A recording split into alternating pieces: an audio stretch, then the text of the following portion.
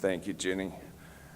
Well, it's really a genuine pleasure for me to be here for this celebration of Dr. Borlaug's, what would have been his 100th year. I'm pretty sure you all feel the same way. I can tell that just by the kind of the vibrations that are coming for this crowd. We want to use this session to kind of pay tribute to Dr. Borlaug's roots. And as a way of paying tribute, the BGRI and CIMMYT, especially CIMMYT, Tom Lumpkin sitting here, Hans Braun, a lot of good people from CIMMYT have put a lot of work into this effort, and we really appreciate it. And the Patronato is there's a long Spanish name, but basically they're the research organization of farmers in this valley who originally supported Dr. Borlaug. He loved the Patronato, he loved the farmers, he loved the people of Obregon more than you could ever imagine. So you all really, you know, some are younger, some are older, but you're all disciples of Borlaug. So it's really great to have you here. Some of us go all the way back, some of you not so far, but you're all an important part of it. You're the real future. So I hope you take advantage of this week and really help us move this effort forward. As a community, we've grown a lot since we first came together. I think there's about 450 of you here, and when Tom convenes the Wheat Summit next week, there'll be like 750, Tom. So it's going to be quite a gathering.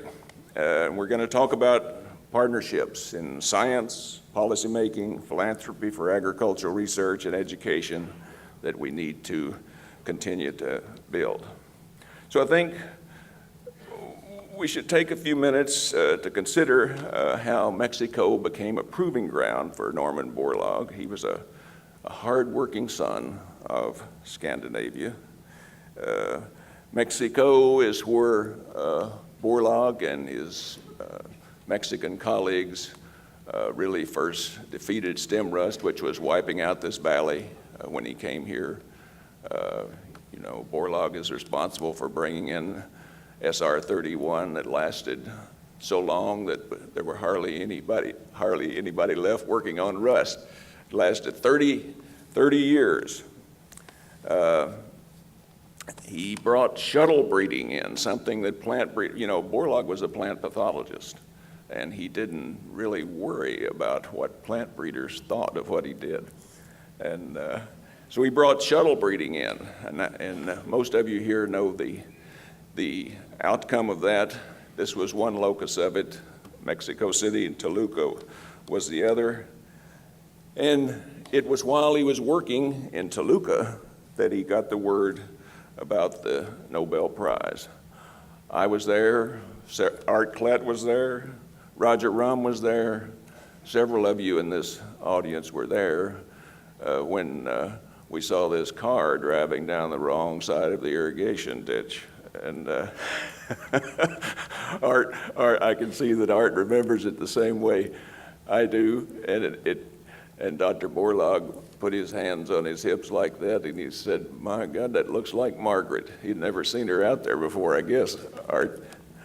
And sure enough, it was. She got out and she yelled at him in her only, in a voice that it was powerful. "Norman, you won the Nobel Prize." We heard it all the way across the field where we were standing. But he didn't really believe it, but then the reporters started showing up, and there's actually a little video that you may see before this meeting's over of that incident. So I was Dr. Borlaug's graduate student at the time, and after he won that, so I saw kind of the transformation there. After he won that award, he was just immediately on the world stage and able to talk about food security in a much more a meaningful way. And he was a man I'll talk about next week. He was a man that was always on message. And there are a lot of presidents and politicians and agricultural ministers and scientists and policymakers all over the world who can testify to just how persuasive he was. And many of you remember it directly.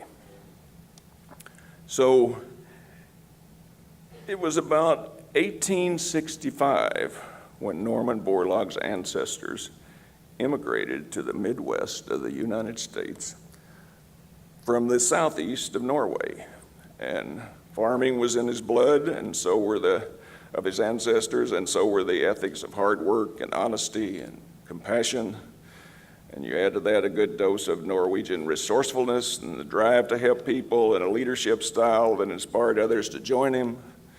And we found a man who succeeded against great odds. How did this farm boy of Norwegian extraction accomplish so much in one lifetime?